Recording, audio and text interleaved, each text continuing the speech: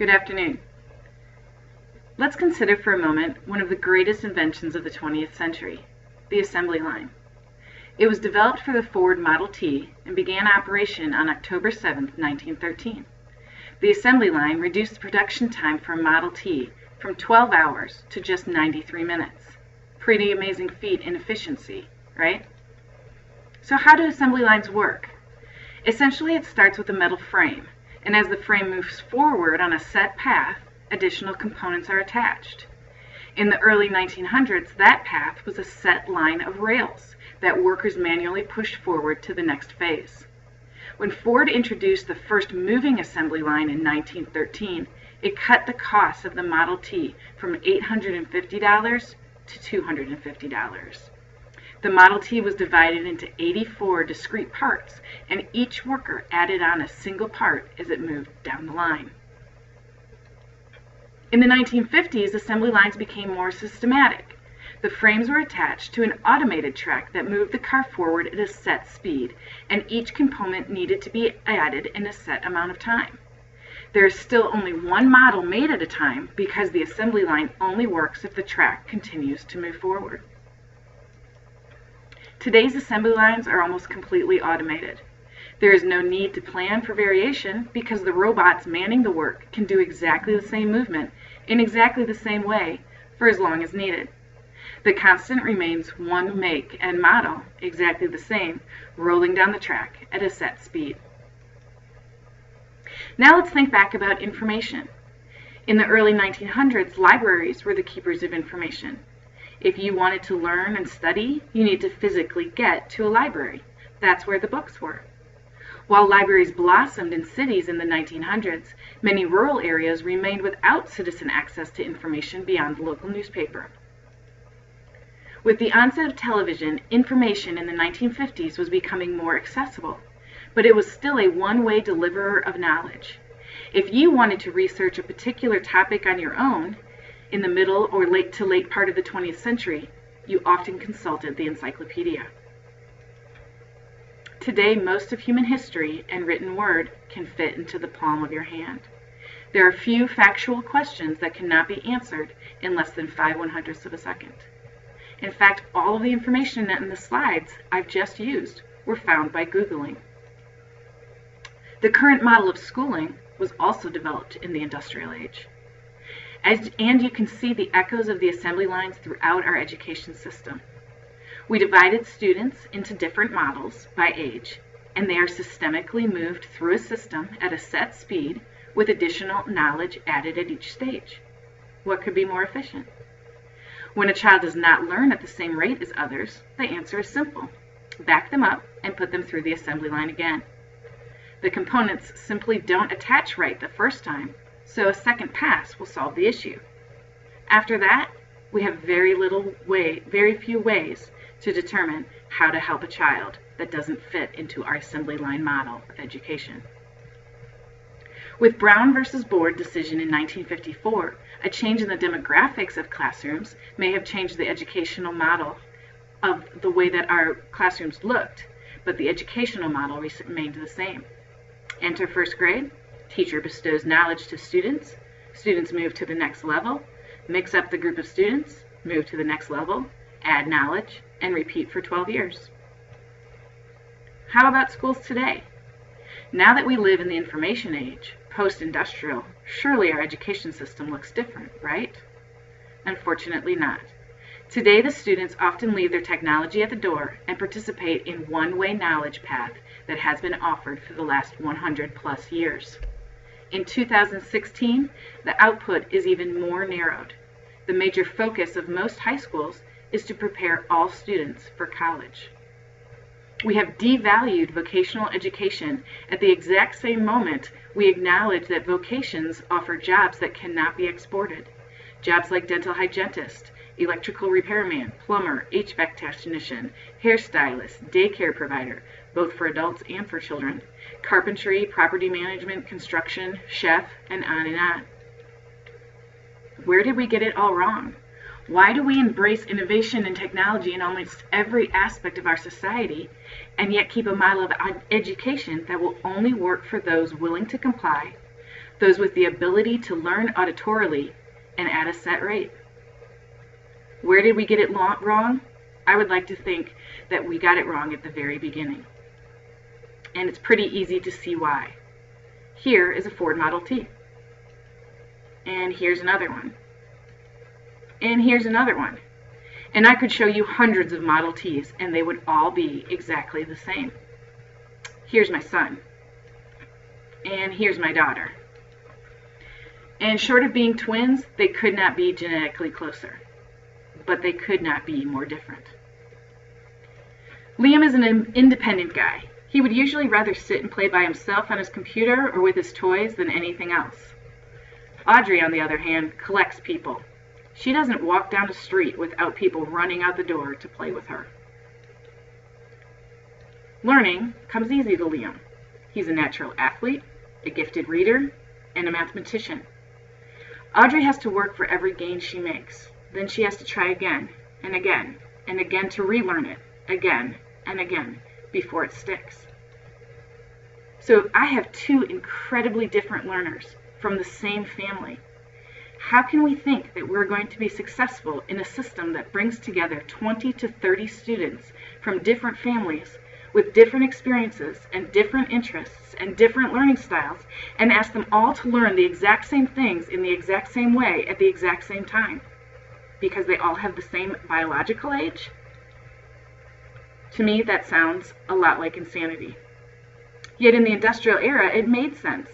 It was a powerful way to move great numbers of children that were moving in from the countryside through a system that had an automated process. Today is a different world. Surely, if we can work through bringing solar-powered cell phones to rural Africa, we can update our outdated educational system. So what would schools look like if it wasn't a school? What would school look like if we stopped thinking like an assembly line and started thinking more like the web? If we acknowledge that most of what students are taught in school can be Googled and thought more about the experiences students can't get online, more about working with others to solve a common problem, more about knowing how to get unstuck when you hit a snag in your plan, more about learning how to ask questions without known answers, and less about answering questions that already have the answer. Stephen Turnipseed explains it this way. He uses the expression nanos gigantium humerus incidente. If you were a student of Latin, you would translate those words with the understanding to mean dwarves or pygmies sitting on the shoulders of giants. If you are a student of philosophy, you would recognize them as the opening preamble to a defense of philosophy and theology of St. Bernard of Chartres, starting in the 12th century, about why they were so much further ahead than the great thinkers of the 1st and 2nd century. If you were a studier of science, you might recognize them as the defense Sir Isaac Newton used to defend Newtonian physics so that people would understand that it was not some kind of wild idea, but he had built it on the shoulders of great scientists that had come before him. If, however, you are a student of today, and you went online and typed those 4 words, you would have 30,000 responses in 0.25 seconds, or 25/100ths of a second, and you now know more about those 4 words and everything about them without ever studying any Latin, without ever studying any philosophy, and without studying science. Children of today will increasingly be able to penetrate those areas that we have traditionally instructed without the need of us. In fact, the idea of survey courses is almost rendered obsolete because students can learn just about anything at any time and in any place. So we are talking about taking a very depersonalized approach to education and making it extremely personal. How do we blend a lack of resources, of increase in resources, the understanding of the essential skills of the 21st century, and the research that hands-on experience leads to the deepest of understandings? We know that the industrial model inherently caused inequalities. There was a discrepancy in class size, in school funding, in facilities available, in resources, almost from the beginning. So we need to ask ourselves the question, how do we not repeat the mistakes of the past and develop a system of education that addresses our equity issues?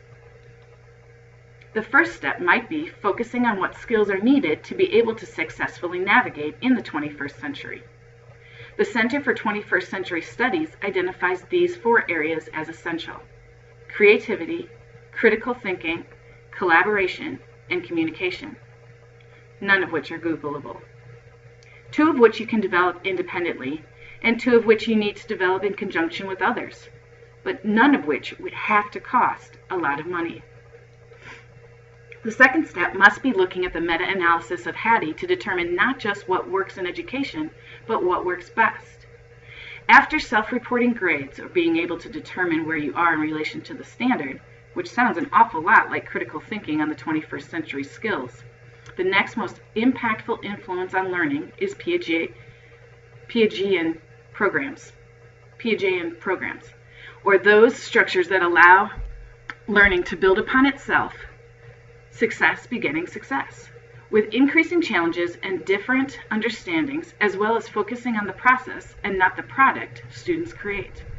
For example, if 3rd grade students are creating an awareness campaign about an issue that is important to them personally, it does not matter if the finished product is grammatically perfect or has a power sentence followed by 2 supporting details.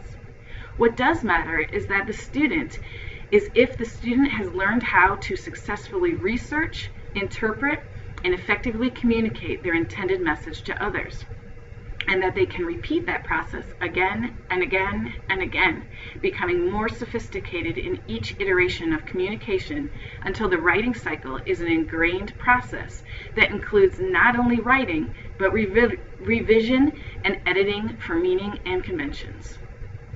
Piaget often talks about the steps that you have to have solid before you can move on to the next level of growth, and that is exactly what our schools can look like.